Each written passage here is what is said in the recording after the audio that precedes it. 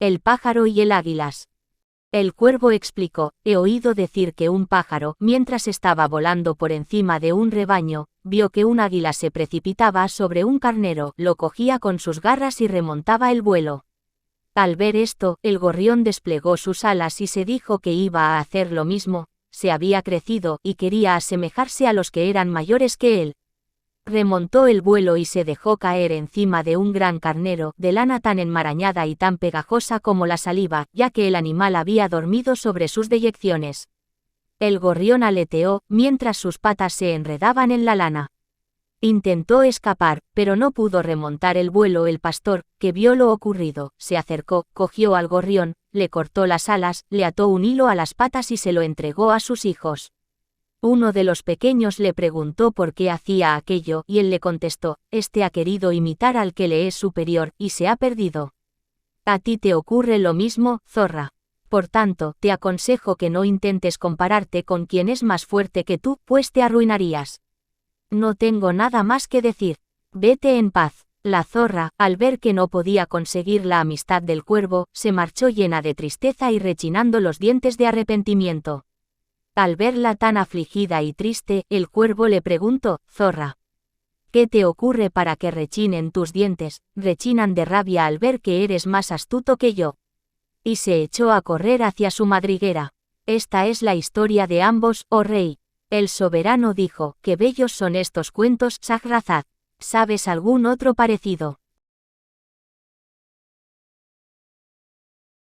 El puerco espín y las palomas salvajes. Se refiere que un puerco espín había instalado su morada al pie de una palmera, en cuya copa vivía tranquilamente una pareja de palomos salvajes que se alimentaban de los frutos de la palmera. El puerco espín se dijo, los palomos comen los frutos de la palmera y yo he de encontrar un procedimiento para conseguirlos. He de emplear alguna treta. Cavó un agujero en la base de la palmera y se estableció en él con su esposa. En un rincón dispuso una especie de mezquita y aparentó consagrarse al ascetismo, a la devoción y a la vida contemplativa. Este continuo ascetismo y rezo le atrajo la simpatía del palomo, el cual le preguntó, ¿cuántos años hace que vives así? 30. ¿Qué comes? Lo que cae de la palmera. ¿Qué vistes? Espinas cuya incomodidad me edifica. ¿Y por qué has elegido precisamente este lugar? Porque está lejos del camino y así puedo guiar al perdido y enseñar al ignorante. Te tenía en otro concepto, pero ahora deseo hacer lo mismo que tú. El puerco espín lo amonestó, temo que tus palabras sean contrarias a tus hechos y hagas como aquel campesino que, llegado el tiempo de la siembra, arrojó al surco pocas semillas, temiendo que ya hubiese pasado el tiempo oportuno y diciéndose que sería dinero perdido el poner más. Llegada la cosecha, al ver que las gentes obtenían mucho más beneficio que él, se arrepintió de lo poco que había sembrado, de no haber hecho lo mismo que los demás, y murió de tristeza y de pena. El palomo preguntó, ¿qué es lo que debo hacer para librarme de los lazos del mundo y consagrarme a la adoración de mi Señor? Prepararte para la vida futura y contentarte con el mejor viático. ¿Y cómo he de hacerlo, si soy un ave y no puedo abandonar la palmera que me da alimento? Y aunque pudiera, no sabría encontrar un lugar en el que instalarme. El puerco espín observó, puedes transportar los frutos de la palmera en cantidad tal que basten para el sustento tuyo y el de tu mujer durante un año, y puedes instalar tu morada al pie de la palmera para conseguir el perfeccionamiento de tu conducta, luego coges todas las provisiones que hayas reunido y las guardas como alimento para los pobres. Cuando hayas terminado con los dátiles y después de largo tiempo, iniciarás la vida mejor. El palomo admitió, Dios te recompense por haberme exhortado a conseguir la vida eterna y haberme conducido por el buen camino. Seguidamente, el palomo y su esposa empezaron a bajar los frutos de la palmera, labor en la que se fatigaron bastante. El puerco espín tenía ya de qué comer, y se alegró, llenó su guarida de dátiles y almacenó alimento en cantidad suficiente. Se dijo, cuando el palomo y su esposa tengan necesidad de comer, habrán de pedírmelo, tendrán que alimentarse de lo que yo guardo e irán tomando confianza al verme asceta y pío, se acercarán a mí y podré comérmelos, gracias a ello me quedaré solo en este lugar y tendré alimento con los dátiles que vayan cayendo de la palmera. Cuando el palomo y su mujer hubieron terminado de recoger todos los dátiles que tenía la palmera, bajaron a su pie. Entretanto, el puercoespín había guardado todos los frutos en su guarida. El palomo le dijo: «Puercoespín, buen consejero, no vemos ni rastro de los dátiles y no tenemos ningún otro alimento».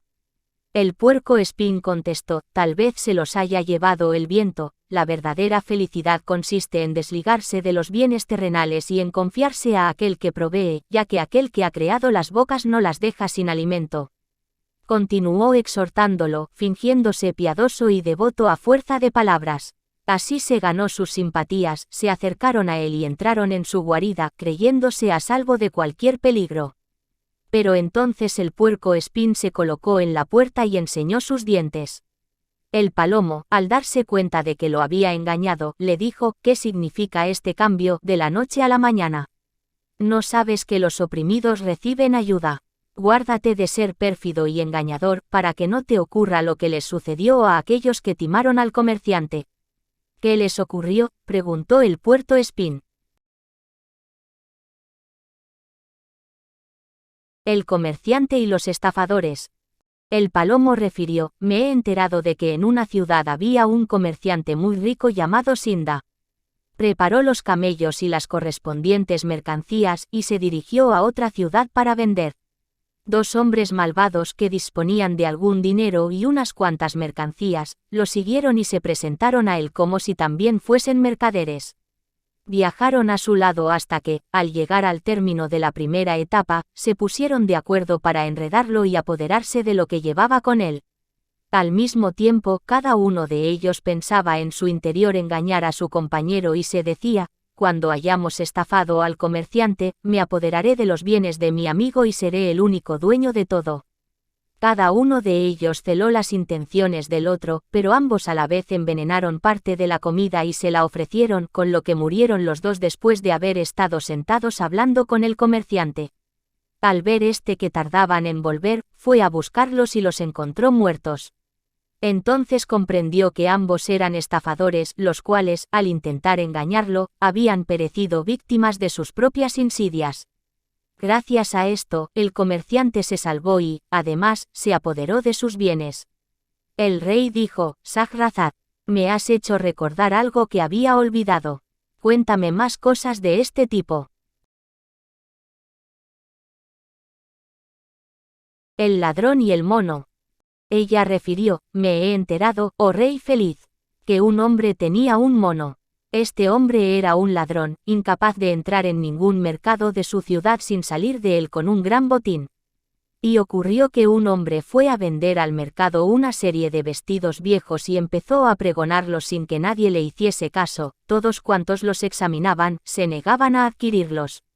El ladrón vio que la persona que tenía en venta los harapos los había envuelto y se había sentado a descansar de la fatiga.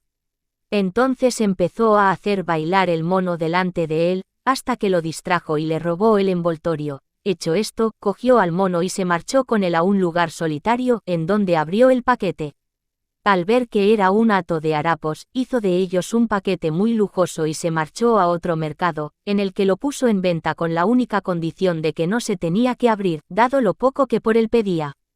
Un hombre lo vio, le gustó lo bien presentado que estaba, lo adquirió con la condición dicha y se lo llevó a su mujer. Ella, al verlo, preguntó: «¿Qué es esto?». «Algo precioso que he comprado a un precio de ganga, para venderlo de nuevo y ganar en la operación». «Tonto, ¿crees que cosas parecidas a esta se pueden vender a bajo precio, de no ser robadas? ¿Es que no sabes que quien compra algo sin verlo, comete un error semejante al del tejedor?» «¿Qué tejedor?».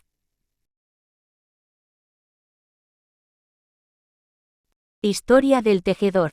Su mujer refirió: «Se cuenta que en un pueblecito había un tejedor que trabajaba mucho, pero apenas alcanzaba a ganar para sustentarse.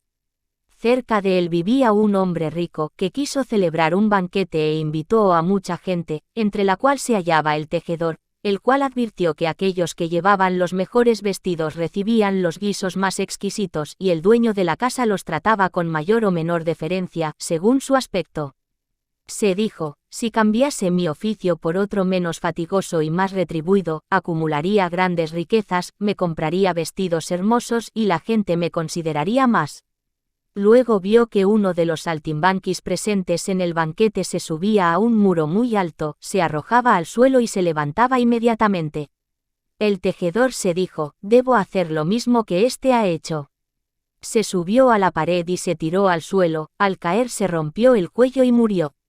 Te he referido esto para que no te dejes arrastrar por la avaricia y quieras hacer aquellas cosas que tú no entiendes. El hombre replicó, no todos los sabios se salvan con su ciencia, ni todos los ignorantes mueren a consecuencia de su ignorancia. He visto cómo un experto encantador de serpientes moría de una picadura, mientras que, en cambio, las dominaba quien no tenía tales conocimientos y desconocía su naturaleza. El hombre no hizo caso de su mujer, y empezó a comprar habitualmente objetos a bajo precio, sin preocuparse de si procedían de los ladrones, hasta que un día fue acusado y condenado.